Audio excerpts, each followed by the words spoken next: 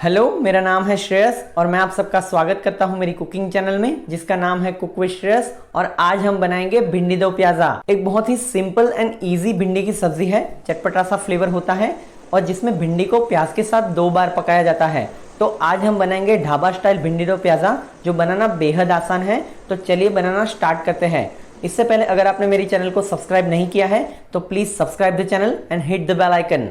तो भिंडी दो प्याजा बनाने के लिए सबसे पहले तो हमें भिंडी ले लेनी है, उसको अच्छे से साफ कर लेना है और उसको ऊपर से और नीचे से थोड़ा थोड़ा काट लेना है और उसको बीच में एक स्प्लिट लगा देनी है ताकि जब हम भिंडी को पकाएं तो वो इवनली कुक हो। इस भिंडी को हम साइड पे रख देंगे और इसमें डालने के लिए हम दही और मसाले का मिक्सचर बना लेंगे। इसके लिए मैंने यहाँ पे करीबन 200 ग्राम जितना फेटा हुआ दही लिया है। अब हम इसमें डालेंगे कुछ मसाले। सबसे पहले हम इसमें डाल देंगे 1/4 टीस्पून जितना हल्दी पाउडर। इसके साथ में इसमें जाएगी 1 टेबलस्पून जितनी कश्मीरी लाल मिर्च पाउडर। तीखेपन के लिए हम इसमें डाल देंगे 1 टीस्पून जितनी देगी मिर्च पाउडर। साथ में इसमें जाएगा 1 टेबलस्पून जितना धनिया पाउडर और इसके साथ में हम इसमें डाल देंगे 1/2 टीस्पून जितना भुना जीरा पाउडर। सारे मसाले डालने के बाद हमें एक विस्क की मदद से फिर से दही को अच्छे से फेंटना है ताकि सारे मसाले दही के अंदर अच्छे से मिक्स हो जाए। इसे अच्छे तरीके से हम 1 से 2 मिनट तक फेंटेंगे। हमारा दही का मिक्सचर रेडी हो गया है। हम इसे साइड पे रख देंगे और हमारी भिंडी को फ्राई करने की तैयारी करेंगे। भिंडी फ्राई करने के लिए मैंने यहाँ पे एक पैन ले लिया है।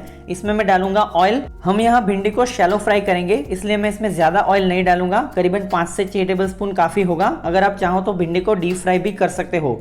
अब जैसे ही तेल गर्म होता है हम इसमें सारी की सारी भिंडी इसके अंदर डाल देंगे। भिंडी डालने के बाद हमें इसे अच्छे से सौते करना है। इसे हम अच्छा सा स्टर देंगे ताकि भिंडी के ऊपर तेल अच्छे से कोट हो जाए और सारी भिंडी इवनली कुक हो, क्योंकि भिंडी इसके बाद दूसरी बार भी कुक होगी। यहाँ पे हमें भिंडी को पूरा कुक नहीं करना है, हमें इसे बस हाफ डन करना है, बस 70% तक ही पकाना है। तो हम इसे करीबन 2 से 3 मिनट तक हाई हीट पर पकाएंगे। फिर इसे पकने के लिए 2 से 3 मिनट और छोड़ देंगे और हमारी भिंडी हो जाएगी। ये करीबन 3 मिनट से हाई हीट पे कुक हो रही है। अब हम इसे फिर से एक बार एक अच्छा सा स्टर देंगे और इसके बाद हम इसे फिर से 2 से 3 मिनट तक छोड़ देंगे। इसके ऊपर जो हरा रंग है वो थोड़ा सा गहरा हरा हो जाए तब तक हमें उसे पकाना है। भिंडी थोड़ी सी सॉफ्ट भी हो जाएगी लेकिन ये एकदम नहीं गलेगी। आप देख सकते हो कि इसके ऊपर का जो ग्रीन रंग है वो थोड़ा सा गहरा होने लगा है। इसका मतलब हमारी भिंडी 70 to 80% कुक हो चुकी है। इससे ज्यादा हमें इसे कुक नहीं करना है वरना भिंडी पूरी गल जाएगी और जब हम इसे दूसरी बार कुक करेंगे तो ये इसका टेक्सचर खो देगी। अब एक परफोरेटेड स्पून हमें लेना है और इसका सारा एक्सेस ऑयल ड्रेन कर लेना है और इसे एक और प्लेट में निकाल के साइड पे रख देना है। इसे हम थोड़ी देर के लिए छोड़ देंगे और इसका मसाला, इसकी ग्रेवी बनाना स्टार्ट करेंगे जिसमें हम 2 बार अनियन से इसको कुक करेंगे।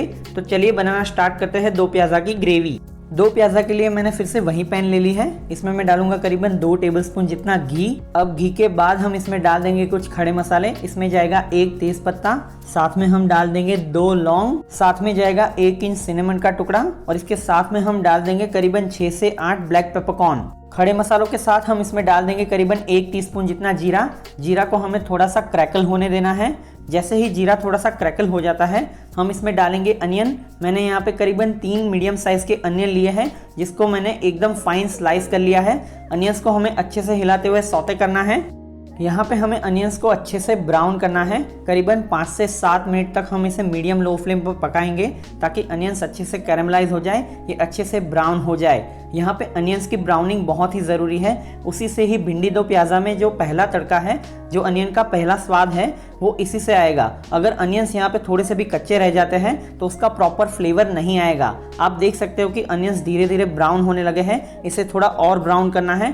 थोड़ी देर और भुनने के बाद आप देख सकते हो कि ये पूरी तरीके से ब्राउन हो चुके हैं। That's it. हमें इसे और ज़्यादा नहीं पकाना है वरना अनियंस जल जाएंगे और ग्रेवी में उसका कड़वा स्वाद आएगा। अब जैसे ही अनियंस अच्छे से ब्राउन हो जाते हैं मैं इसमें डालूंगा करीबन 1 टेबलस्पून जितनी जिंजर गार्लिक पेस्ट। मैं यहाँ पे fresh ginger garlic paste use कर रहा हूँ। इसके साथ में हम इसमें डाल देंगे करीबन 2 ग्रीन चिलीज जिसको मैंने फाइनली चॉप कर लिया है। मिर्ची आप अपने हिसाब से डाल सकते हो। इसके बाद हमें इसे एक अच्छा सा स्टर देना है। हम इसे करीबन 2 से 3 मिनट तक और पकाएंगे ताकि जिंजर गार्लिक पेस्ट और ग्रीन चिली अपना कच्चापन छोड़ दे, ये अपना फ्लेवर अच्छे से रिलीज कर दे। जैसे ही जिंजर गार्लिक पेस्ट और चिलीज पक जाती है हम इसमें डालेंगे करीबन 2 मीडियम साइज के टमाटो जिसको मैंने फाइनली चॉप कर लिया है। टमाटो डालने के बाद हमें इसे एक अच्छा सा स्टर देना है। हमें टमाटो को हाई हीट पे करीबन 2 से 3 मिनट तक पकाना है ताकि टमाटर अच्छे से गल जाए, अच्छे से सॉफ्ट हो जाए। इसे यहाँ पे पकाना बहुत ही ज़रूरी है। इससे पहले हम आगे नहीं बढ़ेंगे क्योंकि जब तक टमाटर नहीं पकते हैं इसका फ्लेवर अच्छे से बैठेगा नहीं। 2 से 3 मिनट तक पकाने के बाद आप देख सकते हो कि टमाटर अच्छे से गल चुके हैं। इसका कंसिस्टेंसी एकदम पेस्ट जैसा हो गया है। अब इस स्टेज पे हम इसमें डालेंगे फेटा हुआ दही, जिसमें हमने सारे मसाले मिक्स करके पहले से ही रखे हुए थे। हम इसमें सारा का सारा दही डाल देंगे। दही को हम कंटिन्यूअसली स्टर करते हुए करीबन 2 से 3 मिनट तक पकाएंगे। हमें यहाँ पे गैस की फ्लेम लो कर देनी है। आपको एक चीज़ ध्यान रखनी है कि यहाँ पे आपको कंटिन्यूअसली स्टर करते रहना बहुत ही ज़रूरी है, वरना दही पानी छोड़ देगा, दही स्प्लिट हो जाएगा और ग्रेवी का पूरा टेक्सचर खराब हो जाएगा। 2 मिनट तक कुक करने के बाद आप देख सकते हो कि इसका रंग बदलने लगा है, क्योंकि इसमें कश्मीरी चिली पाउडर है। ये धीरे धीरे ऑरेंजिश रंग पकड़ने लगा है। अब इस स्टेज पे हमें गैस की फ्लेम फिर से हाई कर देनी है और 2 मिनट तक इसे और पकाना है। इसे हम तब तक पकाएंगे जब तक दही तेल छोड़ना स्टार्ट न कर दे। 2 मिनट तक कुक करने के बाद आप देख सकते हो कि इसका रंग और भी गहरा हो गया है और साथ में ही ये ऑयल रिलीज करना स्टार्ट कर चुका है। ये क्लियर इंडिकेशन है कि हमारा दही पक चुका है। अब इस स्टेज पे हम इसमें डालेंगे पानी। मैं यहाँ पे करीबन 2 कप जितना पानी डालूंगा, जिससे इसकी कंसिस्टेंसी एडजस्ट हो जाएगी। पानी डालने के बाद हमें इसे एक बढ़िया सा स्टर देना है और इसे 1 मिनट तक और कुक करना है, जिससे सारे फ्लेवर्स एक साथ आ जाएंगे और ग्रेवी भी थोड़ी सी पतली हो जाएगी। इसके बाद हम इसमें डालेंगे थोड़ा सा नमक और नमक के साथ ही हम इसमें डाल देंगे भिंडी, जो हमने पहले से ही फ्राई करके रखी हुई थी। हम सारी भिंडी इसके अंदर डाल देंगे। भिंडी डालने के बाद हम इसे देंगे एक बढ़िया सा स्टर। हमें भिंडी को डेलिकेटली मसाले के साथ मिलाना है। ज़्यादा तेज़ी से हमें इसे नहीं चलाना है, वरना भिंडी मैशी हो जाएगी। क्योंकि भिंडी पहले से ही पकी हुई है, हमें इसे ज़्यादा कुक नहीं करना है। अनियंस के साथ इसकी पहली कुकिंग हो चुकी है। अब हम करेंगे दूसरी बार कुकिंग करने की तैयारी। दूसरी बार हमें इसे फिर से अनियंस के साथ एक तड़का देना है। इसके लिए मैं इस पैन को हटा दूंगा और एक फ्रेश पैन लूंगा, जिसको मैं गैस पे रख दूंगा और इस पैन में हम इसमें डालेंगे करीबन 2 टेबलस्पून जितना घी। जैसे ही घी अच्छे से मेल्ट हो जाता है, हम इसमें डालेंगे 1 टीस्पून जितना सूखा कुटा हुआ धनिया।